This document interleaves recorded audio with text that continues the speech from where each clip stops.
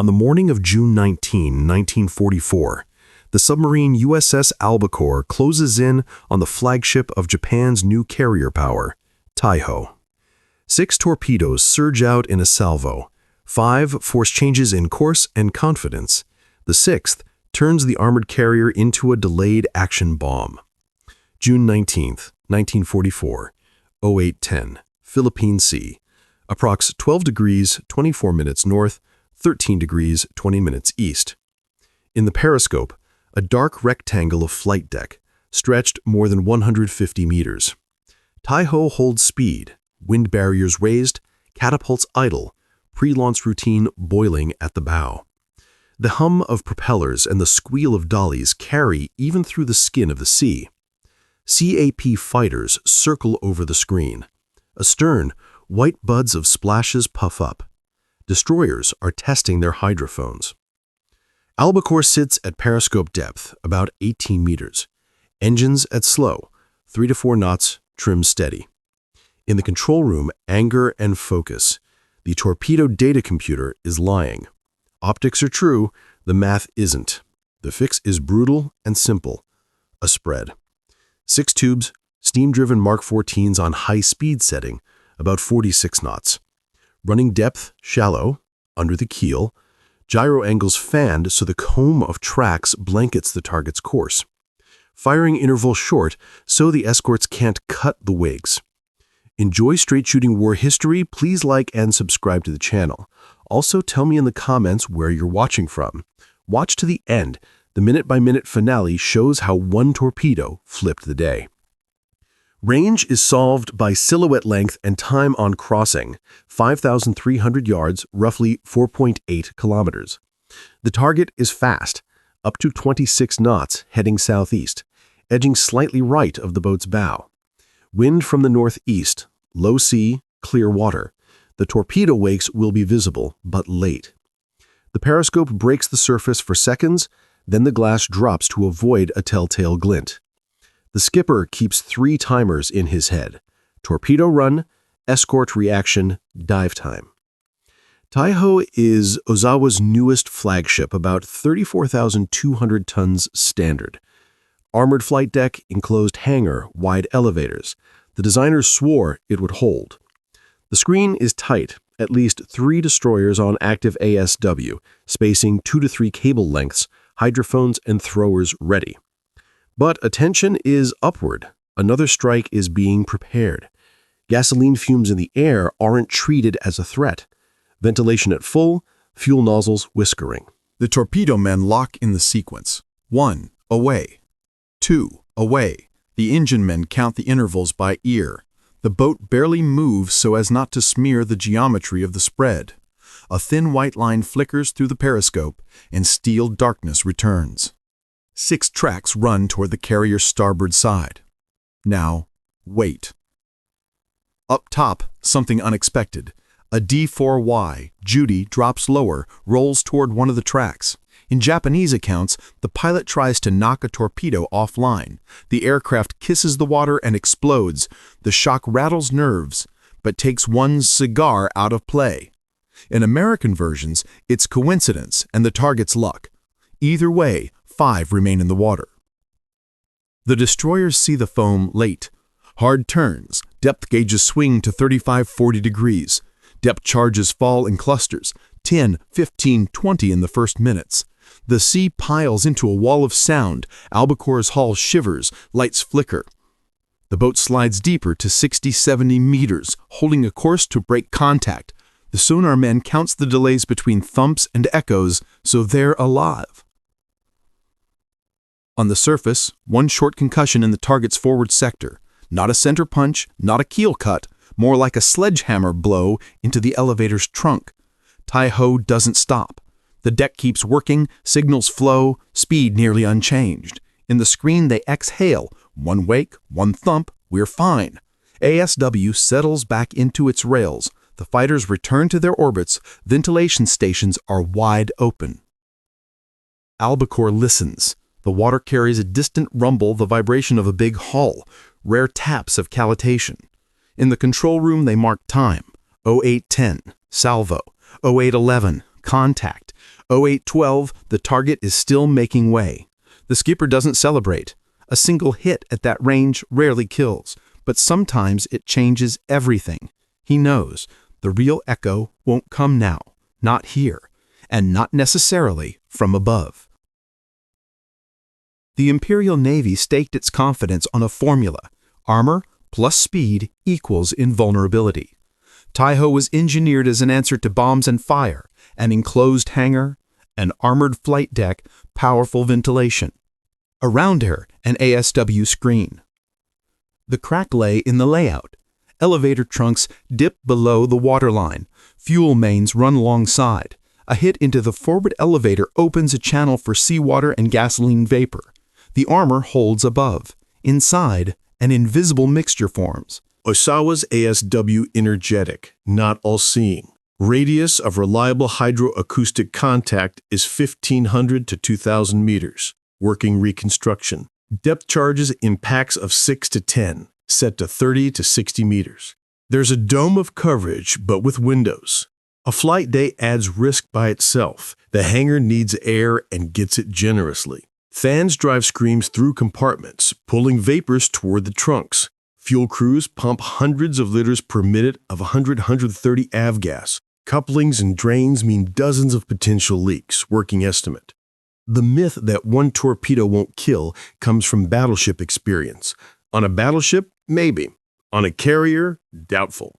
One hit seldom rips the hull, but it exposes the system: mains, trunks, drainage. Next come evaporation, convection, accumulation. The timer ticks not on the bridge, but between bulkheads. The forward elevator is a giant chimney. Temperature differences create draft. Over tens of minutes, the cloud from the breach spreads across decks, crawls along cable runs, clings under the armor. The chance of a spark climbs. Engines, electrical gear, static discharge. On a normal day, it's background. On a day with a rupture, it's a fuse. The illusion of speed will pull us through. Speed dodged the second spread, but left a gasoline mosaic inside and helped it stir it. At 26 knots, flows carry vapors into new zones. Fire parties see clean sections, sensors stay quiet, locally below threshold, while the average concentration rises. Measures meant to save become amplifiers. Ventilation maxed out. Drains choking. Some valves shut because of speed. ASW hounds Albacore, but it can't touch the chemistry in the flagship's belly. On the bridge, the check marks line up: speed held, screen tight, launch prep on schedule. The illusion of control stands on three pillars: armor, speed, screen, and ignores a fourth: gas dynamics. Here the title clicks like a freeze frame. 5 torpedoes that missed give the bridges a sense of winning. We dodged it. One that entered where elevator, mains, and trunks converge triggers a different script. Not penetration, flooding, stop, but vaporous accumulation, arming. Doctrine expects a sledgehammer. Reality is an invisible bomb of air and gasoline armed by the ship's own ventilation. Why did they think it should be otherwise? Because that's what training and pre-war games taught. The manuals had more pages on gunnery and flight plans than on vapor toxicity under armor. War tests the links: metal, liquid, air, time. On this day, one torpedo was enough, not to break the hull, but to break confidence and expose a systemic flaw, and that proved fatal.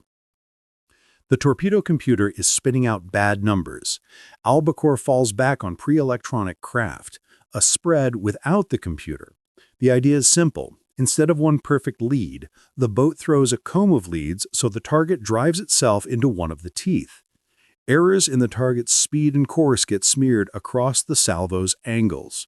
In human terms, if you can't know exactly, blanket the probabilities. How it works in hardware.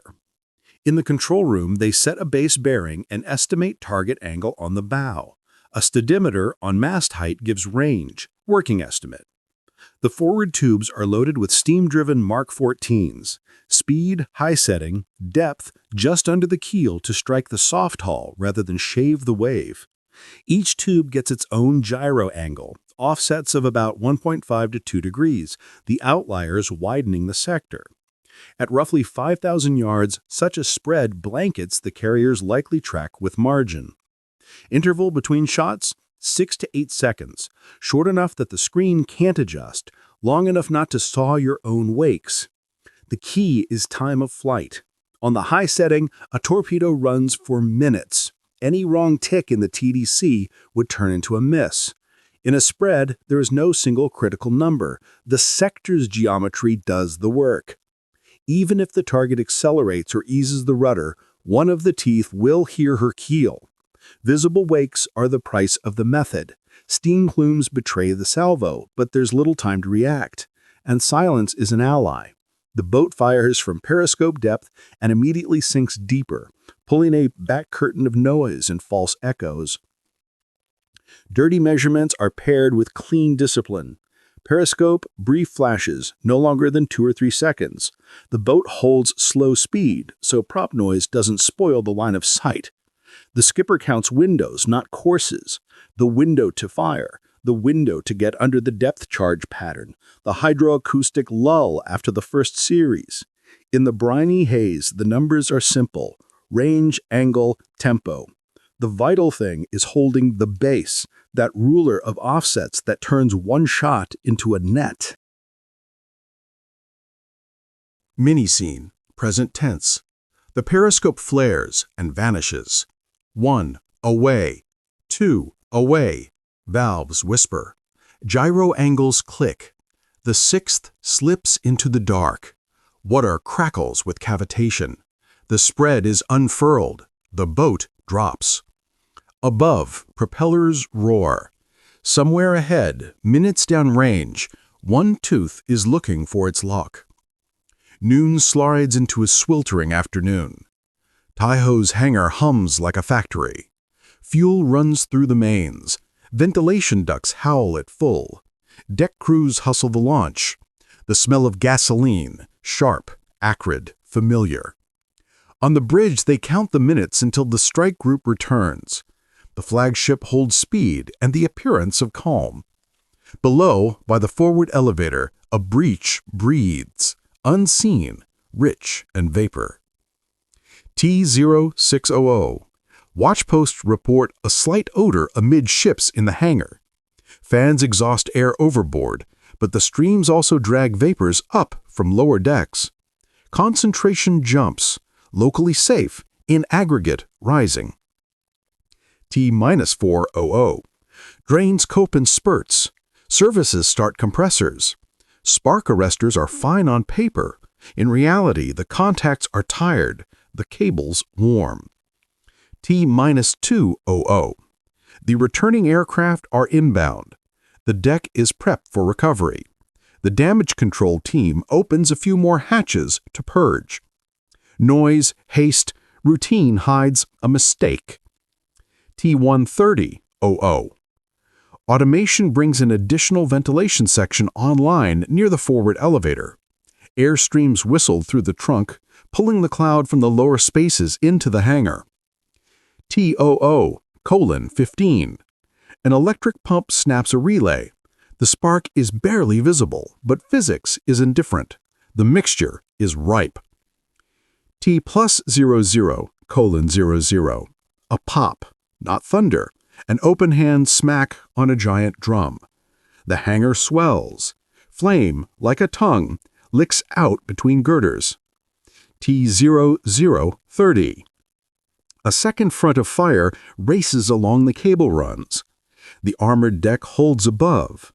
Below, heat hammers the bulkheads. Welded seams groan. T+02:00. List builds to 8-10 degrees. Speed falls. Parts of the vent systems are knocked out. Men run with extinguishers, but foam is helpless against the volume. T+4:00. Deformation at the base of the forward elevator. Metal warps. Flakes of soot hang in the air. Hangar ordnance is hustled out wherever possible. T+7:00. Loss of power in several sections. Communications tear.